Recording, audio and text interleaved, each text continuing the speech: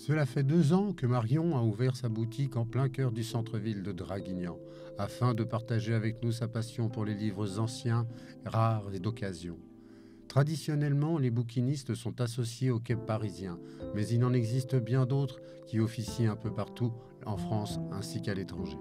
Un libraire vend des livres neufs et il se fournit auprès des éditeurs.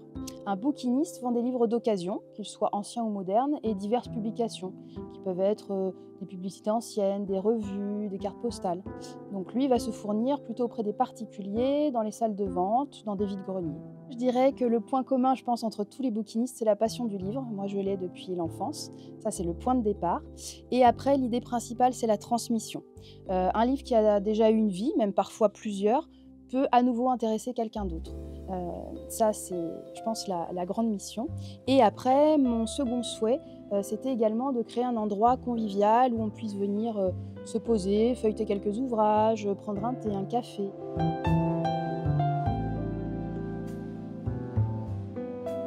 C'était une volonté de départ de pouvoir offrir un maximum de choix aux clients et de proposer des livres dans de nombreuses catégories. En fait, l'objectif, c'était que le client qui rentre, qu'il soit amateur d'histoire, d'art, de religion, qui cherche des livres pour enfants, puisse trouver son bonheur. Et puis après, au fur et à mesure, j'ai aussi étoffé. À titre d'exemple, quand j'ai ouvert, j'avais peu de références en manga ou en science-fiction. Et comme on me le demandait régulièrement, je m'en suis procuré pour étoffer le rayon. Au-delà du stock qui est présent en librairie, c'est vrai que je propose la commande qui permet d'élargir les horizons. Effectivement, c'est possible grâce à un réseau de bouquinistes qui s'est tissé au fil du temps, avec qui on est en relation, avec qui on peut échanger donc pour partager nos recherches. Et c'est grâce à ce solide relationnel qu'on peut trouver, dénicher des ouvrages qui sont rares, qui sont épuisés, qui ne sont plus édités comme on le disait tout à l'heure.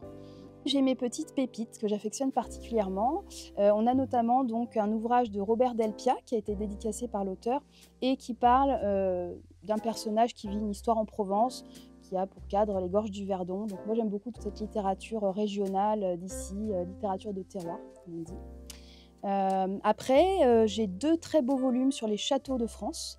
Avec des belles eaux fortes, donc vraiment de jolies illustrations. Et voilà, pour le côté patrimoine, on a tous les châteaux de France, ça date du 19e siècle, donc 2 beaux ouvrages très bien conservés. On a également donc un livre de Marie Moron, qui est un beau relief toile avec des dessins d'Antoine Serrat, alors des dessins noirs et blancs dans le texte, et également de belles sérigraphies couleurs sur le mont Ventoux. Donc le mont Ventoux, on reste encore en Provence. Et puis peut-être pour finir, un ouvrage avec une reliure vraiment exceptionnelle qui a été faite par une maison d'art, la maison d'art Sefer. Alors le livre, c'est L'éloge de la folie d'Erasme, et on a une très jolie reliure cuir avec un dos anaire orné de motifs or, des motifs à froid qui ont été placés sur la reliure, sur les plats, et à l'intérieur, tous les codes de l'ancien, même si c'est une reliure moderne, on a les codes de l'ancien avec des jolies lettrines, des culs de lampe, des bandeaux voilà, qui entourent le texte, donc ça donne un charme vraiment particulier à l'ouvrage. De nos jours, je pense qu'il est indispensable pour pouvoir vivre que la librairie utilise à la fois le canal de la vente directe et à la fois la vente en ligne. C'est complémentaire. Alors, c'est vrai qu'on est un petit peu noyé dans la masse parce que la multiplication des sites font que, voilà, on est vraiment très nombreux. Pour autant, ça permet aussi aux clients d'avoir les meilleurs prix parce que l'offre est importante.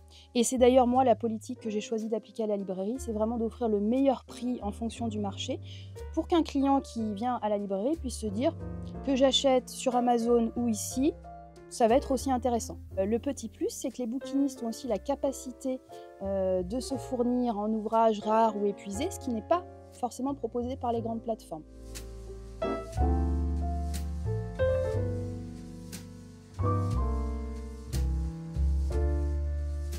Ce n'est pas mon cœur de métier, voilà, c'est mon petit coin brocante, j'ai appelé ça la petite brocante. C'est pour mon plaisir, mais également celui des clients, parce que ce petit coin plaît beaucoup, justement.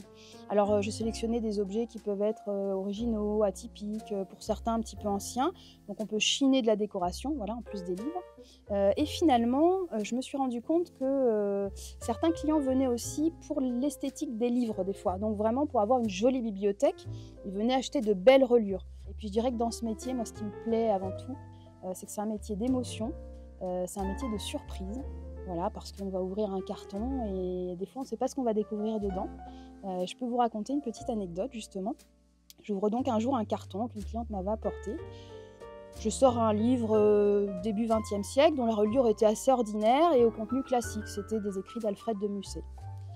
Et puis j'ouvre le livre et alors là, tout a basculé parce que je trouve une petite carte dedans qui avait été scotchée donc, par la dame qui m'avait donné le livre, qui était indiqué « Mon grand-père a trouvé ce livre dans une tranchée à Verdun, telle année, avec la date, etc. » Et là, donc forcément, j'ai trouvé ça très émouvant parce qu'en fait, ce livre était en train de me raconter son histoire.